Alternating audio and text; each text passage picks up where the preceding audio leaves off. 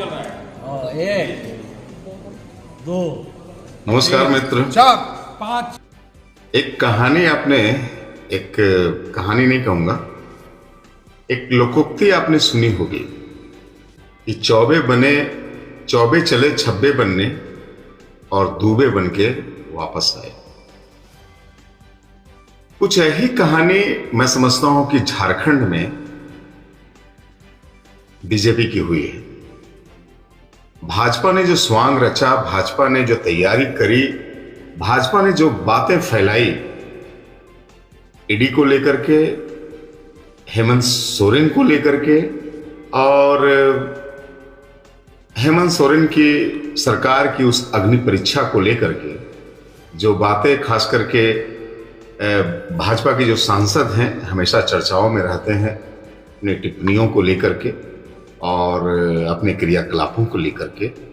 गोड्डा के जो सांसद हैं निशिकांत दुबे साहब, आप देखे होंगे कि शुरुआत से ही जब हेमंत सोरेन जो तत्कालीन मुख्यमंत्री थे सूबे के, वो जब दिल्ली जाते हैं और दिल्ली जाने के बाद जो चर्चाओं का दौर शुरू होता है, खास करके तब जब उसके दिल्ली के आवास में, उसके कार्यालय में जब ईडी की दम्बिश होती है और ये खबर फैलाई जाती है कि हेमंत सोरेन लापता हो गए, हेमंत सोरेन भाग गए हैं, हेमंत सोरेन पता नहीं कहाँ चले गए हैं, उनका जो चार्टर्ड प्लेन है वो रनवे पे खड़ा है और हेमंत सोरेन मिल नहीं रहे हैं। उसके BMW एक कार उसके आवास से जब्त की जाती है और उसमें 36 लाख या 38 लाख रुपए बरामद होने की बात कही जाती है। और उस क्रम में बातें, चाहे सच्चाई में जो हो, मैं उस बात पे नहीं जाता, उस क्रम में निशिकांत साहब का जो लगातार जो ट्वीट आते हैं कि टूट गया है झामुमो, 18 विधायक हमारे संपर्क में हैं और सरकार बनाना मुश्किल है, तरह तरह की बातें जो आती हैं, वो अब लगता है कि जब सरकार बन गई और सरकार बनने के बाद बहुमत भी साबित हो गई, अब मंत्रिमंडल का गठन होना है। और ऐसे में जो भाजपा के जो विधायक हैं सारठ के, पूर्व जो मंत्री रह चुके हैं, कृषि मंत्री भाजपा सरकार में, रणधीर सिंह साहब ने जो आरोप अपने ही सांसद पे लगाया है वो बड़ा दिलचस्प है। नमस्कार राजेश भैया, बहुत बहुत नमस्कार आपको। वो बड़ा दिलचस्प है। उन्होंने आड़े हाथों लेते हुए कहा है कि निशिकांत दुबे साहब चूंकि सांसद हैं तो उन्हें केंद्र की राजनीति करनी चाहिए, राज्य में क्या हो रहा है उसकी फिक्र उन्हें नहीं करनी चाहिए। उनके लगातार झूठे ट्वीटों के कारण भाजपा बैकफुट में आई है, ये रणधीर साहब का कहना है। निशिकांत साहब सांसद हैं, गोड्डा के हमारी पार्टी के सांसद हैं, लेकिन वो भाजपा के मालिक नहीं हैं। भाजपा के जो प्रदेश अध्यक्ष हैं आदरणीय बाबूलाल जी, या जो विधानसभा के नेता हैं हमारे अमर बावरी साहब, उनके तरफ से जब कोई बयान नहीं आ रहा है तो निशिकांत दुबे जी को इतना बयान देने की आवश्यकता नहीं है और इसकी शिकायत पार्टी के प्लेटफॉर्म पे की जाएगी, ऐसा रणधीर साहब ने कहा है, जो कि भाजपा के ही विधायक हैं सारठ के। तो आप समझ सकते हैं कि जो फूट और जो अलगाव भाजपा ने झारखंड मुक्ति मोर्चा या उसके गठबंधन पे डालना चाहा था और जिसका प्रयास लगातार खास करके निशिकांत दुबे जी के द्वारा हो रहा था, वो लगता है कि उल्टा पड़ गया है। अब ये तो बड़े, मतलब क्या कहें, रणधीर जी जो सारठ के विधायक हैं, उनका जो बाइट आया है वो बड़ा वायरल हो रहा है। आप देखे होंगे कि तमाम मीडिया प्लेटफॉर्म में उनका जो ट्वीट, उनका जो वक्तव्य है वो लगातार चल रहा है और इस संबंध में अभी तक निशिकांत साहब की कोई प्रतिक्रिया या भाजपा की कोई प्रतिक्रिया नहीं आई है। तो जो अनुशासन का पाठ भाजपा दूसरे दलों को पढ़ाया करती थी, वो अनुशासन उन्हीं के दल में थोड़ा सा यहाँ खास करके झारखंड में छिन्न भिन्न नजर आता है।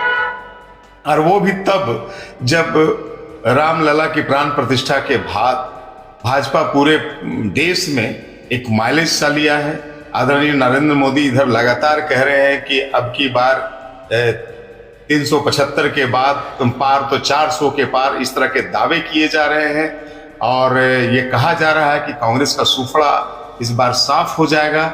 ऐसे में न सिर्फ राहुल गांधी का जो झारखंड दौरा है वो सफल रहा, बल्कि राहुल गांधी ने हेमंत सोरेन के समर्थन में जहां खुल करके डट करके अपना वक्तव्य दिया, वहीं चंपई सोरेन ने अपने शपथ ग्रहण के बाद ही कहा कि मैं हेमंत सोरेन पार्ट 2 हूं। तो 370 के पार राजेश पोद्दार साहब कह रहे। हाँ, तो मैं यही कह रहा था कि 370 के पार का जो नारा आदरणीय प्रधानमंत्री दे रहे हैं, और मैं समझता हूं कि प्रधानमंत्री के जो दावे होते हैं वो खोखले नहीं होते हैं। बहुत सारे उनके दावों में बड़ा दम होता है, हालांकि बहुत सारी बातें उनकी अभी तक खोखली ही साबित हुई है। अभी तक देश में वो चीज़ें लागू नहीं हुई है जो बहुत आवश्यक थी, चाहे वो जनसंख्या नीति की बात हो, चाहे समान शिक्षा नीति की बात हो। लेकिन चुनावी जो दावे उनके होते हैं वो पता नहीं किस कारण से, मैं उस तह तक नहीं जाता। हालांकि विपक्षी लोगों ने कई तरह के आरोप ईवीएम को लेकर के लगाते रहते हैं, तो हो सकता है उनका जो दावा हो वो हो सकता है कि सफल हो। लेकिन झारखंड में ऐसा कुछ लाभ मिलता मुझे दिखाई नहीं पड़ रहा है, क्योंकि इस कवायदत के बाद, हेमंत सोरेन की गिरफ्तारी के बाद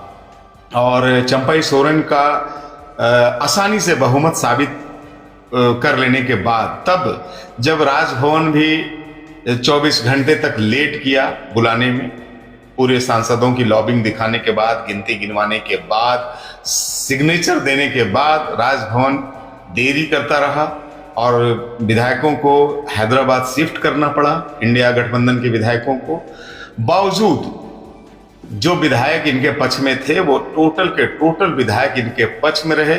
47 के जगह में भाजपा की तरफ से या एनडीए की तरफ से मात्र 29 विधायकों का खड़ा होना, ये बताता है कि जो माइलेज भाजपा को लेना था इन सारी कवायदत से, वो माइलेज आखिरकार झामुमो को मिल गया है। झामुमो लवरेज है अभी आत्मविश्वास से, और झामुमो जो अभी थोड़ा सा बैकफुट में था, झामुमो जो अभी परेशान था, मैं समझता हूं कि ये सारी कवायदत झामुमो के लिए एक वरदान साबित हुआ है।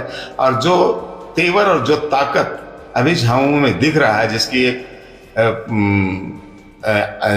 जिसका उदाहरण हेमंत सोरेन के द्वारा अभी सदन में देखने को मिला, जो उनकी बातें आई, जो उनका वक्तव्य आया और जिस अंदाज और जिस तेवर में वो भाजपा और एनडीए गठबंधन को ललकारा, वो ये बताता है कि एक नई ताकत इंडिया गठबंधन में झारखंड में आ गई। जो टूट की बात समझी जा रही थी कि हेमंत सोरेन से सीता सोरेन नाराज हैं, तो बसंत सोरेन नाराज हैं, तो अलग पार्टी का गठन हो जाएगा, तो इतने विधायक निशिकांत दुबे के संपर्क में है, ये सारी बातें खोखली साबित हुई। और जो बैकफुट में ये इंडिया गठबंधन ईडी के तमाम दंबिशों से हो रहा था, परेशान सा दिख रहा था, ईडी का सामना करने से बचते रहे थे हेमंत सोरेन, वो उल्टा हो गया है। अब ऐसा हो गया है कि हेमंत सोरेन लगता है कि ईडी पे सवार हो गए, और कहीं ना कहीं भाजपा और एनडीए गठबंधन जो है, खास करके अपने सूबे में झारखंड में, वो बैकफुट में दिखाई पड़ रही है। और रही सही कसर कल रणधीर साहब ने निकाल दी, जो उन्होंने अपने ही सांसद पे तमाम तरह के आरोप लगाए, भाजपा को बैकफुट में डालने का आरोप लगाया, और उन्होंने यहाँ तक कहा कि निशिकांत दुबे सांसद हैं गोड्डा के, लेकिन वो भाजपा के मालिक नहीं हैं। वो अनर्गल उनके बयानों से भाजपा को यहाँ पे फजीहत झेलनी पड़ी थी। अब ये रणधीर सिंह की बात, मैं समझता हूँ कि उनकी बात झूठी नहीं है।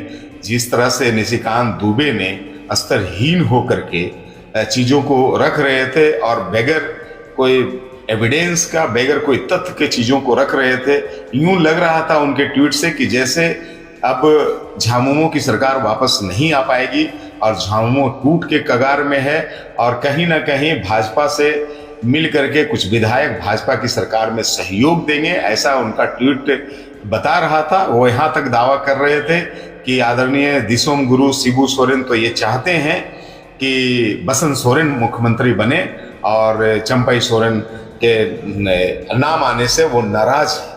लेकिन इन सारी चीजों का काट मैं समझता हूं कि हेमंत सोरेन ने पहले से ही कर रखा था। रही कारण था कि ईडी और दिल्ली पुलिस लाख ढूंढती रही हेमंत सोरेन को, लेकिन वो दिल्ली में अपनी गिरफ्तारी नहीं दिए, क्योंकि वो इन सारी चीजों को सजा करके जाना चाह रहे थे। वो अपना संदेश झारखंड वासियों को दे करके जाना चाह रहे थे और सरकार बनी रहे, ये सारी कवायदत वो करके जाना चाह रहे थे। वो पूरा प्रैक्टिकल किए थे, मैं ये कह सकता हूं। रही कारण है जब विधायकों का सिग्नेचर विश्वास के लिए वो करवा रहे थे, तो एक तरफ वो कल्पना सोरेन का पेपर में करवा रहे थे जिसमें कल्पना सोरेन का उल्लेख था मुख्यमंत्री के रूप में, और दूसरा पेपर वो चंपई सोरेन के नाम से भी वो तैयार कर रखे थे, क्योंकि उनको कहीं ना कहीं से आभास था कि हो सकता है कि कल्पना सोरेन के नाम पे हमारे ही घर से कुछ एतराज और कुछ नाराजगी आ जाए और हो सकता है ये फेल हो जाए और तब तक मैं अरेस्ट ना हो जाऊं। तो ये पूरी तैयारी मैं समझता हूं कि एक कुशल राजनेता के तौर पे हेमंत सोरेन का था, और भाजपा ने और भाजपा के प्रयास ने कहीं ना कहीं, मैं इसका भाजपा का प्रयास मैं इसलिए बार बार कह रहा हूं कि आप देखें कि ईडी की जो भी कार्रवाइयां होती है, जो भी ईडी की कवायदत होती है, वो एनडीए गठबंधन की जहां सरकारें हैं राज्य में वहां नहीं होती है।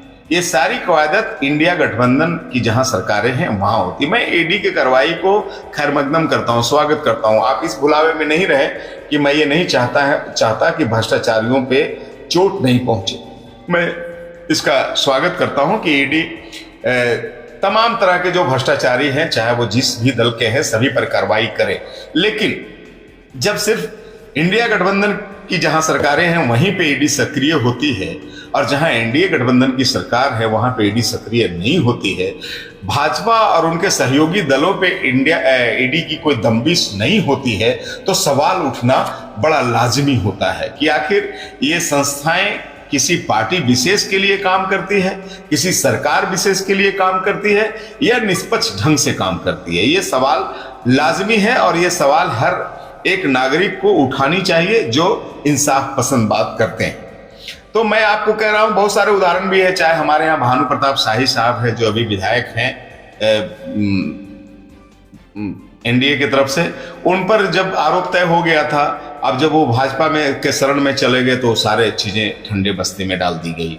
आप अजीत पवार साहब को देखें जिसको अभी एनसीपी का नेता मान लिया गया है, एनसीपी उन्हीं में चली आई है, या हेमंत बिस्वा ले, या बहुत सारे ऐसे उदाहरण हैं जिसपे आरोप तय हुए, जिसपे ये लगा कि इस पे कार्रवाई अब होनी है। चाहे व्यापम घोटाले की बात करें, ऐसे बहुत सारे फहरिस्त हैं। लेकिन कहीं ना कहीं जब वो भाजपा के शरण में ये नेतागण चले गए या ये पार्टियां चली गई, तो उससे सारे गुनाह माफ कर दिए गए। तो सही में विपक्ष जो एक बात कहता है कि भाजपा एक ऐसी वॉशिंग मशीन है जिसपे अगर भ्रष्टाचारियों को डाल दिया जाए तो सारे भ्रष्टाचारी धूल करके और साफ होकर के निकल जाते हैं। तो ये उनका जो आरोप है वो पूरी तरह से असत्य है, ऐसा भी हम नहीं कह सकते।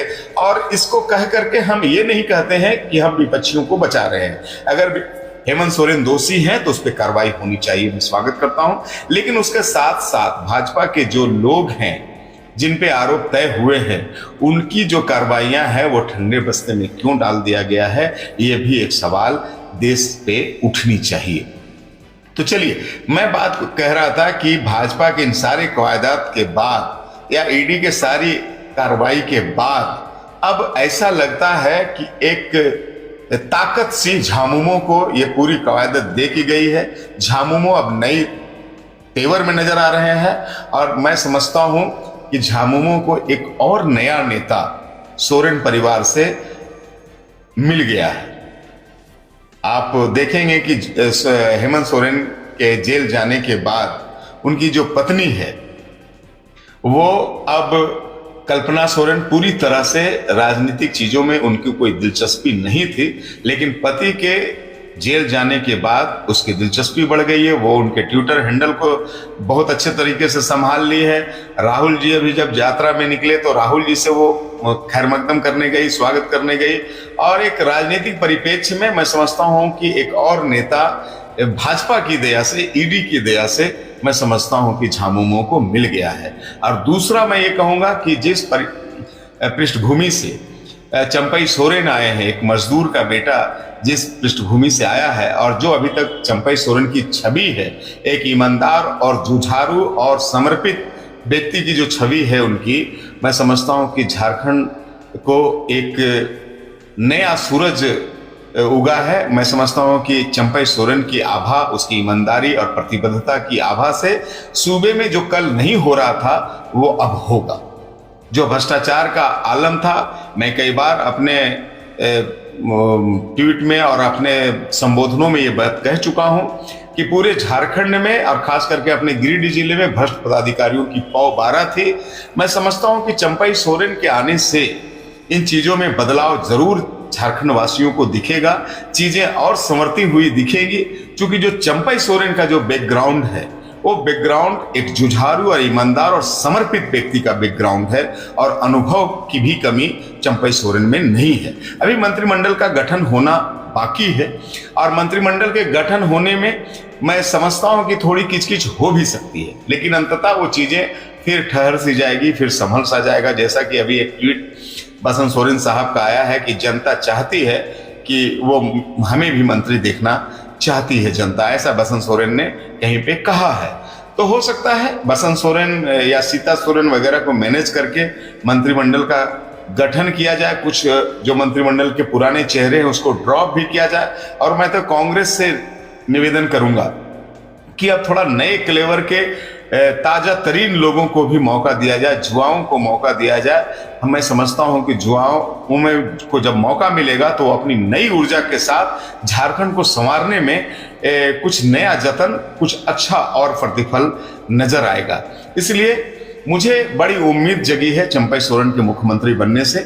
मुझे लगता है कि जो अभी तक झारखंड गठन के बाद हम तकरीबन 24 साल के हो गए हैं, जो अभी तक नहीं दिखा, चंपई सोरेन की पहल पे मैं समझता हूं कि नया झारखंड, नया अभियान होगा और झारखंड प्रगति के पथ पे आगे बढ़ेगा और भ्रष्ट पदाधिकारियों की यहाँ पे खैर नहीं होगी, क्योंकि चंपई सोरेन मैं समझता हूं और उनकी छवि ईमानदार राजनेता की छवि है, तो मैं समझता हूं कि उनकी छवि से ये झारखंड आलोकित होगा। और दूसरी बात, अब भाजपा को भी अपनी चिंता करनी चाहिए कि कैसे वो रणधीर जी और निशिकांत दुबे साहब की जो बातें आई है उसको किस रूप में लेती है। अभी तक बाबूलाल जी का कोई ट्वीट नहीं आया है, बाबूलाल जी इस संबंध में भी कुछ नहीं कह रहे हैं। हाँ, झामुमो पे उनके बहुत सारे बातें आती रहती है कि हेमंत सोरेन चोरी और सीनाजोरी करके गए हैं विधानसभा से, तो और बहुत सारी ट्वीट उनके आते रहते हैं। लेकिन रणधीर सिंह ने क्या कहा, रणधीर सिंह ने क्या इशारा किया है निशिकांत दुबे पर तंज कस के, इसको लेकर के अभी तक आदरणीय बाबूलाल जी का कोई ट्वीट नहीं आया है और ना ही प्रतिपक्ष के जो नेता हैं अमर बावरी साहब, ना ही उनका ट्वीट आया है।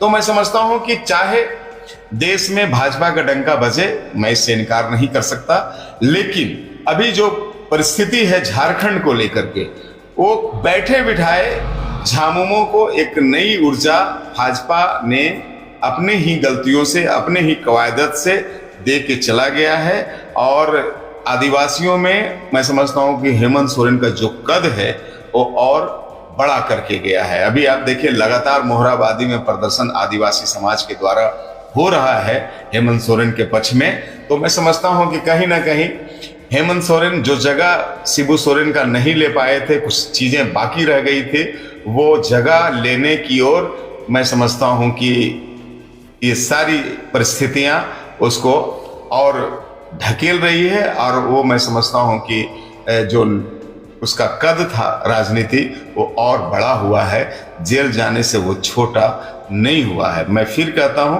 कि ये तो राजनीतिक चीजें थी, लेकिन ईडी को अपनी जांच पूरी ईमानदारी से करनी चाहिए और वाकई में जो दोषी है उस पर कानूनी कार्रवाई होनी चाहिए। बहुत बहुत धन्यवाद आप सभी का। टिंकू गुप्ता जी, चांद, पूरन यादव, विक्रम आनंद राय साहब, राजेश पोद्दार साहब और बहुत सारे लोगों के मैसेज आ रहे हैं। मैं सभी का धन्यवाद करता हूं कि आपने इतना समय दे करके मुझे सुना। और आपको क्या लगता है मेरी बातें, कहाँ मैं मिस किया हूं, कहाँ मैं बातों को रखने में गड़बड़ाया हूं, और क्या बातें रखनी चाहिए थी, मैं सही हूँ या गलत हूँ, आप कृपया मुझे मैसेज भेज करके हमें हमारा रहबर भी बने, हमें समझाएं भी और हमें सहयोग भी करें। बहुत बहुत धन्यवाद आप सभी का। शुभ रात्रि, आपका दिन मंगलमय हो, आपकी रातें सुहानी हो, और ऐसे ही बीच बीच में हम और आप मुखातिब राजनीतिक और सामाजिक विषयों पे होते रहें। तब तक के लिए हमें विदा दीजिए। Good night.